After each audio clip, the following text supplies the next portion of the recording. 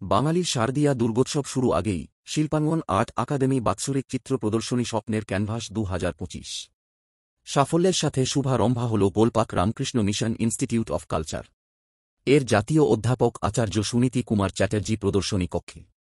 মোট 180টি পেন্টিং সহযোগে এই চিত্র প্রদর্শনীর শুভ সূচনা হয় প্রদীপ প্রজ্বলন ও অতিথি বরণের মাধ্যমে। দেখুন এই প্রতিবেদনটি।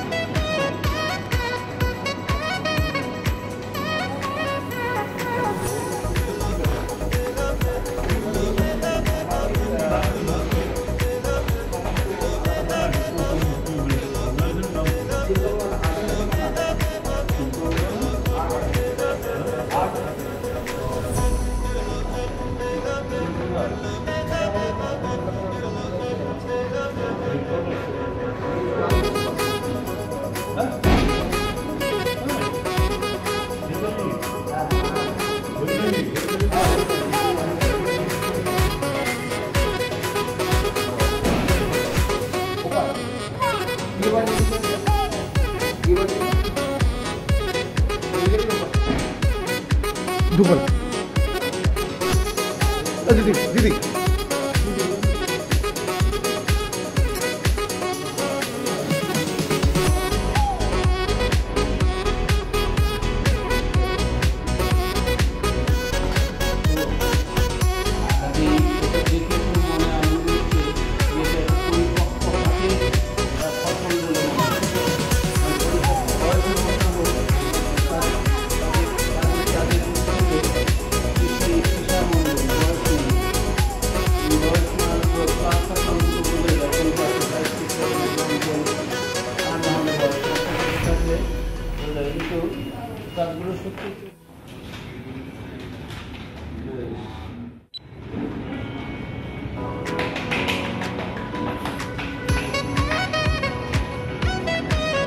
আর্ট একাডেমি তো এখানে যে সমস্ত ছবি টবি ডিসপ্লে করেছেন তাতে তো সবাই আছেন, ঠাকুর দেবতারাও রয়েছেন, যে সমস্ত মানুষ দেবতা হয়েছেন তারাও আছেন।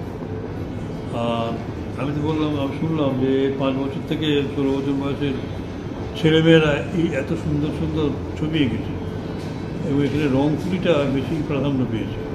স্কেচ টেচ নাই, কিছু নাই। এবং আমার পক্ষে মানে এটা একটা আশ্চর্যকর ঘটনা মনে হলো আমার কাছে অন্তত, যে এগুলো কোনো মানে প্রতিষ্ঠিত শিল্পীর আঁকা নয়, এটা আমি ভাবতেই পারছি না। এদের লুসিয়ানা মানে সেন্স অফ আর্ট এত ডেভেলপ করেছে এত অল্প বয়সে, জানি না ভবিষ্যতে আমি কী হবে, কোন পর্যায়ে যাবে। এবং প্রত্যেকেই এই অর্গানাইজেশনকে আমি ধন্যবাদ জানাই যে তারা এইসব ব্যবস্থা করতে পেরেছি, মানে রং তুলি এবং এই যে ফ্রেমে বাঁধানো, এক একটা ছবির পিছনে অনেক খরচ হয়েছে। আমি জানতে চাই যে এই ছবিগুলো কি বিক্রির জন্য আছে, এগুলো কি বিক্রির জন্য? যারা যারা নেবে সেরকম একটা ব্যবস্থা থাকা দরকার, যদি কেউ নিতে চায় ঘরের ডেকোরেশনের জন্য, ড্রয়িং রুমে রাখার জন্য, আমরা সেটাও ব্যবস্থা করে দেবো, লিখে রাখবো তাও। না, এই শিল্প প্রদর্শনী দেখে তো খুব ভালোই লাগলো। সামনে মায়ের আগমন, মা দুর্গা, এই দুর্গোৎসব আমাদের বাঙালিদের মধ্যে তো প্রধান, দীর্ঘকালীন এবং সবচেয়ে বেশি মানুষের এখানে অংশগ্রহণ হয়ে থাকে এই দুর্গোৎসবে। আনন্দের একটা পরিবেশে, আবহে সকলেরই মন একটা অন্যরকম অবস্থায় থাকে।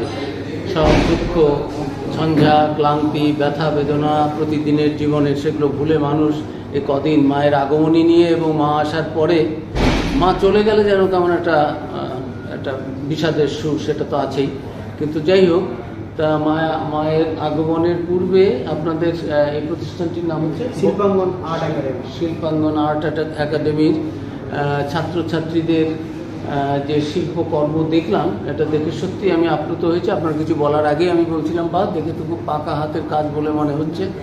তা সব শিল্পীদের আমাদের পক্ষ থেকে আমাদের শুভেচ্ছা থাকলো, শুভকামনা যে ভবিষ্যতে এরা আরও পরিণত বুদ্ধি যখন হবে, তাদের কর্ম, যে শিল্পকর্মগুলোও যেন আরও পরিণতি লাভ করে এবং তাতে নিজেদের আনন্দ এবং যারা এই শিল্পকর্ম দেখবে দর্শক মণ্ডলীর মনেও যেন সেগুলো গভীরভাবে রেখাপাত করে, সকলের আনন্দের,